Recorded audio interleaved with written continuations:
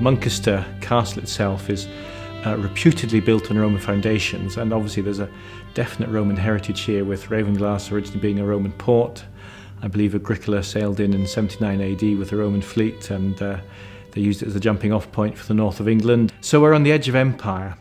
But my frustration is, for years and years, we know we've been sitting on great archaeology, and it's really relatively untouched. We have the highest freestanding Roman walls in the north of England with the bathhouse. It's a very special place down there. When you're on your own amongst those walls, it's almost a mystical place. It's almost like unwrapping your Christmas presents. You know, what will be in that box? What will be under that soil? The Lake District National Park are involved because they obviously want to make sure that the site's managed and protected for the future. And the only way you can do that is if you've got a handle on what you know is actually there. York Archaeological Trust are running the excavation, so they'll be on site and they will be talking to the volunteers each day about how to go about it. The main technique they'll learn is to carry out archaeological excavation, and that includes not just digging but also the recording, so that there'll be an archive of what they dug.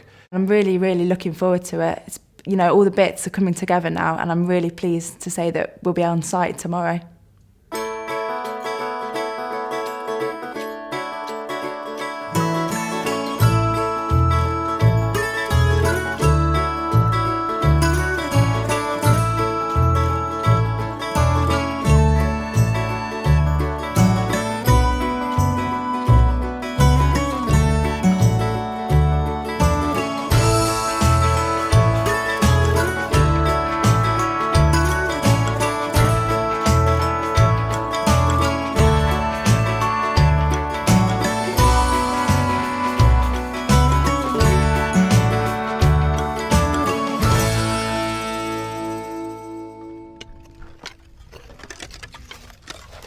As well as the excavations, we've got the geophysical survey. That's the other big fieldwork element that we're doing at the minute. There's the magnetometer, which looks at magnetic anomalies in the ground. So things like stone walls there will have a big impact compared to the natural subsoil background.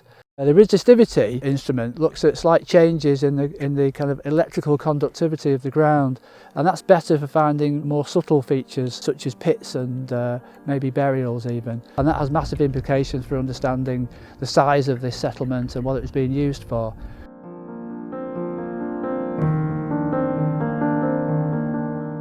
Not too many people are aware of the environmental side of archaeology.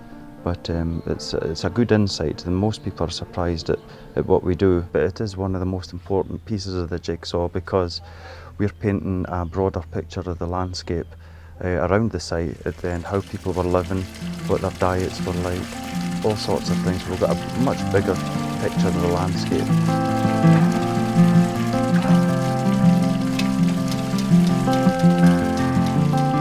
We knew where the fort was, we knew where the bathhouse was, but we've never ever known where the vicus was.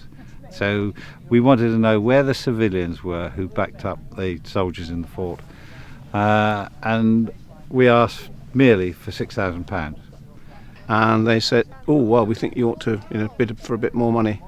And Brian and I thought, oh, another couple of thousand, that'd be quite nice. And they said, no, it ought to be a phase one bid, which is 90 to 200,000. It sort of ranges, doesn't it? It's a huge amount of money. No way we could have dealt with 90,000. We just hadn't got the facilities. But we're fortunate that the Lake District National Park Archaeology Department stepped in and said, we'll do it for you. Well, it's been a fantastic success with the community. We couldn't have done it without the 100 or so people who've worked on the project. We've found some evidence for Roman occupation in all three trenches. We've had a really good time, and I'm really looking forward to being here next year. To know that you're walking where people lived and worked 2,000 years ago, we know they're elegant people, we know they were cultured, but to see their culture here is something special. We'll be talking out on it and dining out on it for the next year.